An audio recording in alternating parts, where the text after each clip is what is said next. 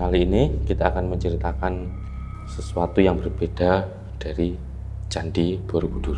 Candi Borobudur itu memang dipindahkan oleh Nabi Sulaiman pada waktu kekuasaan Nabi Sulaiman, yaitu sekitar abad ke-9 sampai dengan abad ke-8 sebelum Masehi. Jadi Candi Borobudur itu berada di tengah-tengah antara Gunung Merapi dengan Gunung Merbabu, yaitu di daerah Wonosobo. Disitulah kekuasaan dari Ratu Saba. Gambar Candi Borobudur itu sebenarnya seperti gambaran dari kitab-kitab. Kalau sama dengan Al-Quran, iya.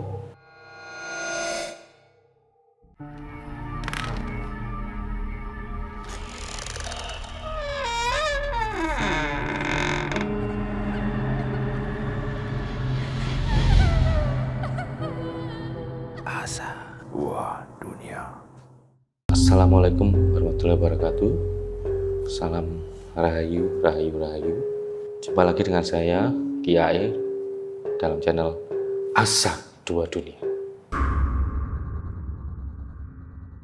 Dengan meditasi, kita lebih mengenal hidup dan kehidupan.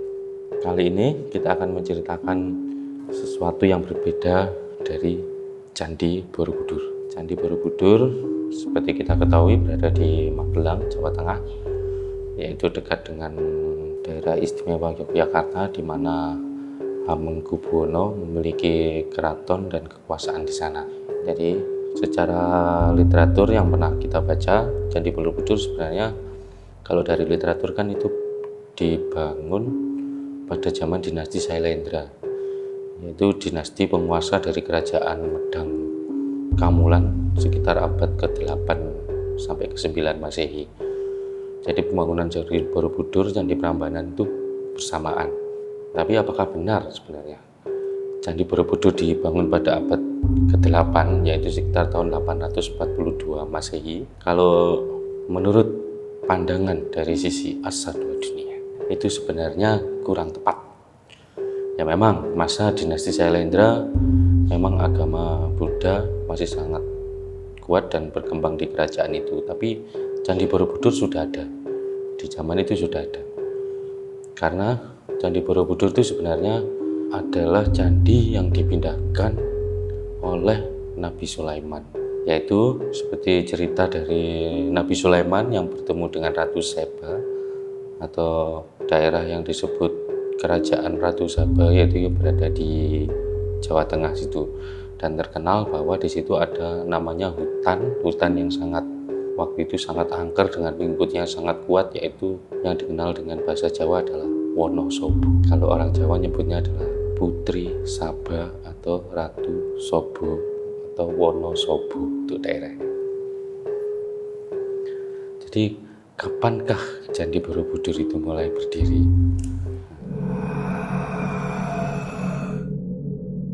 Candi Borobudur itu memang dipindahkan oleh Nabi Sulaiman pada waktu kekuasaan Nabi Sulaiman, yaitu sekitar abad ke-9 sampai dengan abad ke-8 sebelum Masehi. Yaitu Nabi Sulaiman sebenarnya ingin merubah dari keyakinan dari Ratu Saba yang mengajak masyarakatnya untuk menyembah pada Dewa Matahari, tidak menyembah pada Tuhan yang Maha Esa. Dari situ Nabi Sulaiman menunjukkan kekuatannya untuk memindahkan bangunan atau bangunan suci dari Ratu Saba, yaitu Borobudur, yang dipindahkan dalam waktu sekejap ke wilayah Magelang. Di manakah sebenarnya Candi Borobudur itu berada sebelum dipindahkan? Jadi Candi Borobudur itu berada di tengah-tengah antara Gunung Merapi dengan Gunung Merbabu, yaitu di daerah Wonosobo. Disitulah kekuasaan dari Ratu Saba yang pada masa itu sangat berkuasa dengan kekayaan yang melimpah. Akhirnya ditunjukkan sama Nabi Sulaiman bahwa sebenarnya Nabi Sulaiman punya kekuatan yang melebihi apa yang dia yakini oleh Ratu Saba, yaitu memindahkan bangunan sebesar itu dari tempatnya ke Magelang. Dan siapakah yang memindahkan? Sebenarnya yang memindahkan adalah salah satu murid Nabi Sulaiman yang sampai pada saat ini masih belum boleh disebutkan namanya. Jadi kalau kita mengenal Ratu Saba itu sebenarnya berada di Jawa Tengah, dan setelah itu Ratu Saba mengakui kekuatan Nabi Sulaiman sehingga mau untuk dipersunting oleh Nabi Sulaiman untuk menjadi pendamping hidupnya. Siapakah sebenarnya Ratu Saba itu? Ratu Saba itu sebenarnya adalah memang benar-benar penguasa waktu itu di daerah Wonosobo. Dia memiliki kekuasaan sampai dengan Laut Selatan. Apakah berhubungan dengan ratu dari selatan? Iya, jadi dia adalah ratu dari selatan yang naik ke darat. Dan sampai pada saat ini, kenapa itu sangat berhubungan dengan raja-raja dari Mataram, yaitu mulai Hamengkubuwono I, sampai dengan Hamengkubuwono ke-9 masih memiliki tempat di mana dia untuk bertemu dengan ratu dari selatan, di mana itu tempat komunikasi, tempat untuk melihat bagaimana cara pandang terhadap Nusantara ini, cara bersikap. Jadi jangan pernah salah sangka bahwa Hamengkubuwono itu tidak menyembah, tapi memang bersejajar, berkonsultasi, dan juga bersahabat. Jadi kita kembali lagi ke cerita Borobudur, kenapa itu sangat istimewa. Karena kita lihat dari gambar-gambar yang ada di Candi Borobudur itu sebenarnya seperti kitab suci. Gambar Candi Borobudur itu sebenarnya seperti gambaran dari kitab-kitab. Kalau kita bilang kalau sama dengan Al-Quran, iya. Cuman Candi Borobudur itu dalam bentuk gambar. Makanya dia bisa mewakili semua kitab, iya. Ketika pada waktu itu orang belum bisa membaca, mungkin dalam bacaannya belum lengkap, digambarlah dalam bentuk candi. Kalau kita mau mengikuti cerita tentang gambar-gambar di Candi Borobudur, itu sangat mewakili kitab suci kita, selengkap itu. Apa saja yang dipindahkan Nabi Sulaiman, ternyata bukan hanya Candi Borobudur. Kalau kita tahu, Candi Ratu Boko yang berada dekat dengan Prambanan, itu juga dipindahkan Nabi Sulaiman. Memang itu bagian dari Candi Borobudur. Bagian dari Candi Borobudur masih ada yang tertinggal di Candi Ratu Boko. Itu menunjukkan bahwa memang Borobudur itu benar-benar dipindahkan. Dari kalau kita mau berkunjung ke Candi Ratu Boko, kita akan tahu ada tinggalan bagian dari Candi Borobudur yang belum dipindahkan dan masih utuh. Dan itu sama persis ukirannya dengan yang ada di Candi Borobudur. Ya, seperti dari cerita tersebut dan dari bukti-bukti yang ada tersebut, bahwa leluhur kita tetap saja memiliki ilmu dan teknologi, juga keyakinan yang sangat tinggi bahkan sejak zaman itu. Jadi jangan pernah kita merasa bahwa pengetahuan kita zaman dulu itu ketinggalan, terus kita menganggap bahwa zaman sekarang itu canggih, lebih canggih dari zaman dulu. Tidak, bahkan bangsa kita sendiri, bangsa Nusantara dari zaman dulu sudah lebih canggih dari bangsa manapun. Itu terbukti dengan keindahan Candi Borobudur, Candi Prambanan, dan Candi Ratu Boko. Itu adalah bukti nyata bahwa bangsa leluhur kita jauh lebih maju dari. Jadi apa yang dapat kita ambil dari Candi Borobudur? Ya, selama ini kita mengenal itu adalah pada agama satu agama Buddha ya, orang lebih mengenal.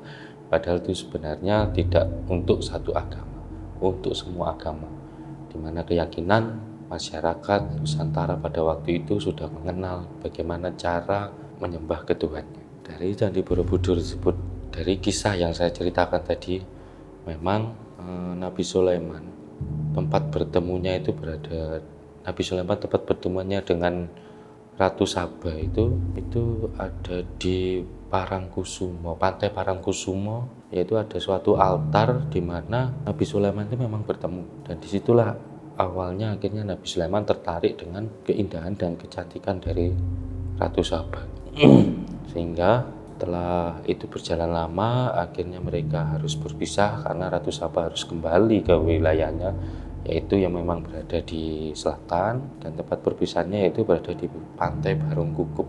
Di Pantai Barungkukup itu di atas ada sebuah altar di mana Nabi Sulaiman selalu meratapi ke arah pantai itu, di mana dia sangat merasa sedih, ya namanya berpisah sedih. Dan pada akhirnya pada cerita-cerita itu Nabi Sulaiman kan sebenarnya orang yang sangat kaya ya, ilmunya sangat tinggi, bahkan dia bisa berkomunikasi dengan berbagai makhluk di dunia ini, juga termasuk jin dan setan pun jadi pasukannya. Dia memiliki semua kelebihan itu, tapi dia juga memiliki kelemahan, yaitu kesedihan ketika ditinggal seseorang. Jadi bahkan ketika Nabi Sulaiman akhirnya wafat, itu pun tidak ada satupun dari pengikutnya yang tahu, termasuk jin dan setan. Jadi Nabi Sulaiman akhirnya diketahui karena tongkatnya setelah dimakan merayap. Tongkat penyangga duduknya di mengarah baru diketahui bahwa Nabi Sulaiman sudah meninggal karena sudah tidak bisa bergerak. Jadi pada zaman itu Nabi Sulaiman sudah menguasai apa yang namanya pengobatan, ilmu terapi, juga obat-obat awet muda.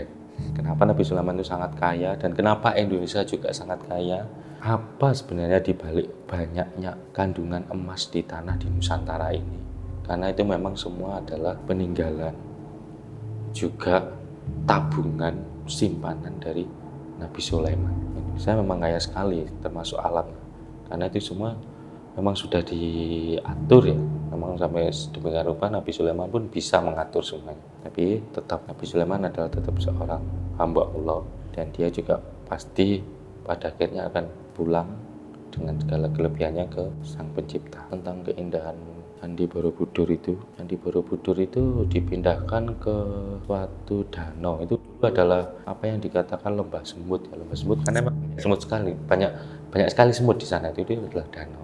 Diletakkan di tengah danau itu dan sangat indah, dikelilingi dengan air. Pada masa itu Candi Borobudur itu terlihat megah di atas air. Jadi keindahannya itu, penataannya sangat bagus lah.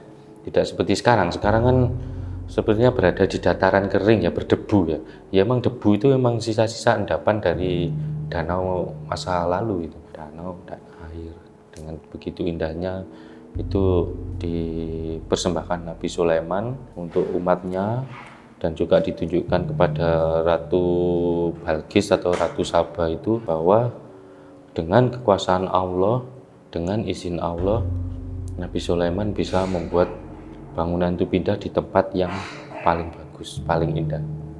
Dari situlah akhirnya Ratu Balkis dan para pengikutnya mau mengikuti ajaran dari Nabi Sulaiman untuk menyembah kepada Tuhan Yang Maha Esa. Jadi kesimpulan apa yang bisa kita ambil dari cerita semua itu adalah bahwa sekuat seindah apapun apa yang ada di dunia ini, sebenarnya dengan izin Allah, dengan kekuasaan Allah, semuanya itu bisa dirubah menjadi lebih indah. Bahkan kalau kita mau ambil lagi ilmunya di Nusantara ini, kita mau sesombong apapun, sepinter apapun sekarang ini, sebenarnya itu tidak ada apa-apanya dibandingkan ketika zaman Nabi Sulaiman itu berkuasa. Karena belum ada satupun manusia sampai sekarang ini mempunyai kemampuan seperti Nabi Sulaiman. Jadi ingatlah bahwa Nusantara ini jauh lebih maju dari negara manapun. Terima kasih. Mungkin itu yang bisa saya ceritakan dari sisi lain dari Candi Borobudur dalam Asa Dua Dunia. Atas waktunya dan perhatiannya saya ucapkan terima kasih. Wassalamualaikum warahmatullahi wabarakatuh. Salam Rahayu, Rahayu, Rahayu. Dengan meditasi kita lebih mengenal hidup dan kehidupan. Asa. Wah, dunia.